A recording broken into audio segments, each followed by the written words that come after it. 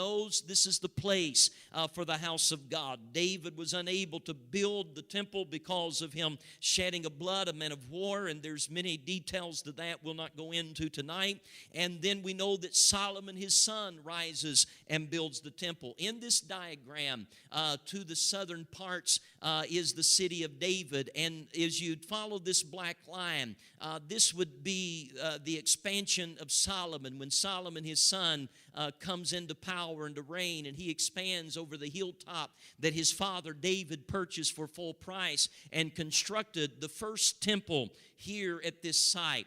Later, when Hezekiah comes and he expands the territory along this black line, known as the northwestern hill, and Hezekiah expands the kingdom there. But still, the temple is upon this precipice. It's on this place, upon this rock that they have associated with God. God chose it. There's a lot of Jewish belief and Jewish tradition that says that this is the foundation stone. It's the stone where God created man. Many Jewish beliefs believe that this is the Garden of Eden.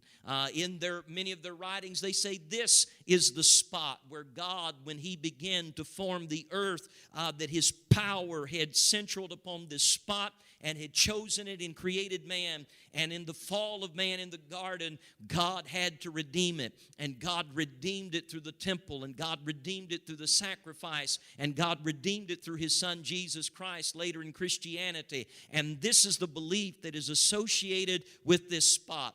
I tend to believe that it is somehow associated with the Garden of Eden. I tend to believe that it is somehow associated with the tree of life, which no one, by the way, can find. And no one can find the Garden of Eden because of the desert land of Iraq. Of many people to believe that would be the spot. But I tend to believe that this may have something to do with the Garden of Eden, and in the beginning when man fallen, and why God chose this spot to sacrifice here, and why God chose this to be the place of his son's sacrifice, and the place that God chose as his son being the second Adam to come and to succeed where the first Adam failed. So there's something important about it, and we know that God chose it. But God was only using the place that he might bring people to his space.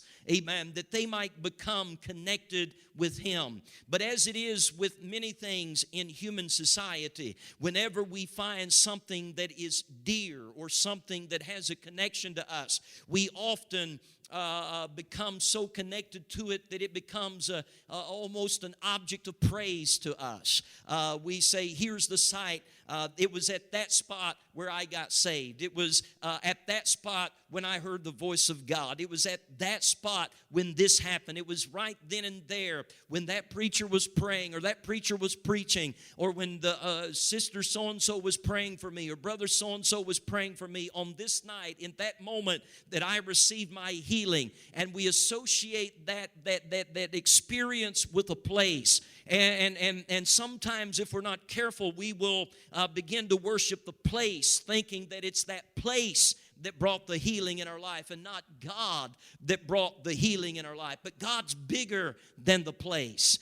He's not limited to a dimension of human mentality. God is bigger than that. But this kind of gives us an outline of that. We mentioned this morning about the city of David and Solomon. As you can see, the expansion, and as we saw in the expansion of Hezekiah's kingdom, and as he began to expand his walls in this region, and the temple still being associated there. And then we mentioned about during Hezekiah's reign in the southern kingdom, and the spot of the holy temple being the site that they were to worship and to seek God upon the Mount Moriah. In the northern kingdom, because of the 10-tribe split of the Israelites, they have set up two places of worship. But the Samaritans have their own site. The Samaritans had built upon their own mountain, on their own rock, here upon this precipice north of Jerusalem, known as Mount Gerizim. It was associated with Joshua when he came into the land of promise, and he put the cursing and the blessing before the people of Israel and said, choose you this day who you will serve. And the Samaritans found, well, this is the site of Jacob's well. This is the site of when Joshua came into the land. And they said, this will be the site that we'll worship. And we mentioned all of this morning. And Jesus really ironed all of that out when he came and met with the Samaritan woman. He said, you'll neither in this mountain nor in Jerusalem worship God. But when you worship him, you'll worship him in spirit and in truth. Not in a place, but in space. Is that right? Realizing that God is infinite. And here's where we left off this morning, and we want to continue on from here, from the time of Hezekiah and the Samaritans. And these are the Samaritans, by the way, and their worship. And still to this day, even though their temple had been destroyed from the Assyrian invasion, they still go back up to the mountain where the temple once stood in Mount Gerizim. They still carry the Torah scrolls, which are really pretty much similar to that of what the Jews have. They still come and sacrifice a lamb on Passover to this day. They still go up and worship at this site here on Mount Gerizim to this day. And you can see the detestability to the Jews that look at the Samaritans, who are also of a Jewish bloodline and a Jewish descent.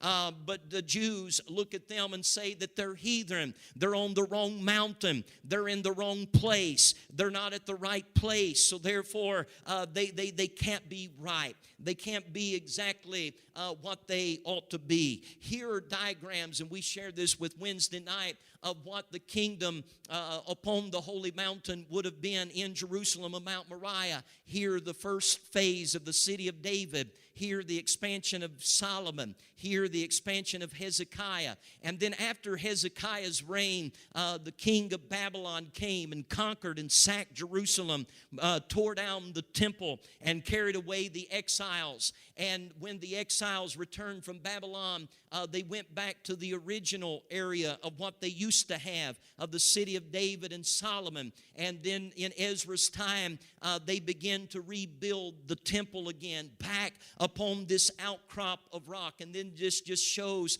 the successive times when the city began to expand. But in the midst of that, if we would look at this map, it would give us an ideal of Jerusalem. Remember before, we were looking overhead on the map. The valley of Kidron Valley running this way, the Hinnom Valley running this way, the Tyrophian Valley running this way, and this the city of David, and this the Temple Mount. And this picture will give you a sense of that. I'm going the wrong direction. Amen. The picture here will give you the sense of that. We are standing, here's the city of David. Here's the Hinnom Valley. Here's the Kidron Valley. Here's the Temple Mount where you see the Dome of the Rock. The Tyrophian Valley has been filled in over the time, but it runs right along the western wall, right down this region, looking like three fingers that runs just like this, and I've mentioned it before. But this was the city, not paying attention to all the buildup that's been built up around it, and especially the Dome of the Rock that comes at a later time. But in Ezra's time and David's time, all of this finding this place of the stone. But after Ezra's time, we find what is known as the Hasmonean time. The Hasmoneans is where we find the Maccabees in this period of time of the second temple and wanting to cleanse the temple. This is during the 400-year gap between the book of Micah or Malachi and the book of Matthew. In that period of time, the Maccabees come and begin to cleanse the temple and to put things back into order again. And it was only a matter of time after that that Rome comes and begins to conquer the territory. Pompey, the Roman emperor, had came into the northern parts of Israel in 63 BC. And at that period of time, they begin began to seek for a way that they might be able to control this region. And they found it in a man. This man was the name of Herod, what we have often identified as Herod the Great. We identify him as Herod the Great because of the magnificent structures or the buildings that he built, and the beautiful buildings. Even today we can see the footprint of Herod. When we go on Israel tours, we show people the footprint of Herod and these ruins that are left behind during the time of Herod. But Herod was a very unique person. He was known as an Idumean. An Idumean was a group of people. They were an ethnic group of people who lived to the south part of the Central Hill during the Persian times. The Idumeans lived in the Negev, which was a desert place.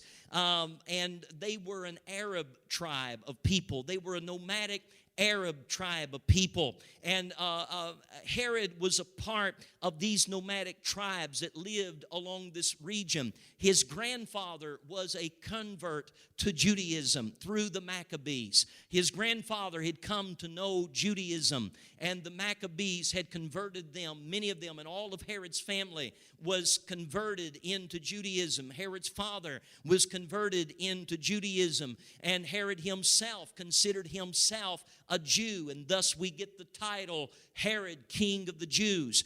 He felt that he had some association with the Jews, but the Jews never really totally accepted Herod. Even though he had converted to Judaism, his bloodline was not Jewish. His bloodline was an Idumean. His bloodline was Arabic, and to them, here's what they called Herod. The Jews called Herod an Idumean pig. Amen. A pig to the Jew is the most detestable of animals because it's one that God has not sanctioned. It's not kosher.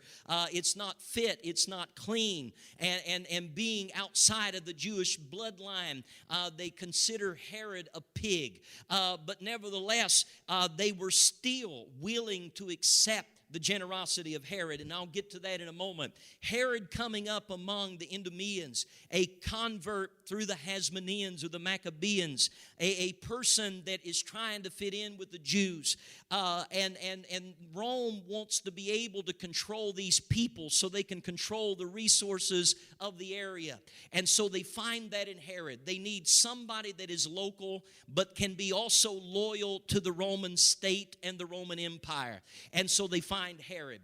And Herod is one that they begin to rise to prominence, and they raise to prominence, and he becomes the king of the Jews. He was only a vassal king. It was still under the autonomy of Rome. It still belonged to the Roman Empire. He was still commanded by the Caesars. He was still commanded by the emperors back at Rome. But nevertheless, Herod was his own king in his own right in this own region. And what Herod begins to do is this site, this holy site of the Temple Mount, Herod looks to try to win the favor of the Jewish population. And the way that Rome wants to win the favor of the population of a conquered people is that they want to build things and they want to construct things. It's a way of putting their signature on the property. They didn't have Facebook, they didn't have internet, they didn't have television commercials, they didn't have billboards, but the landscape became the Romans' biggest and grandest scale of billboards you can ever see.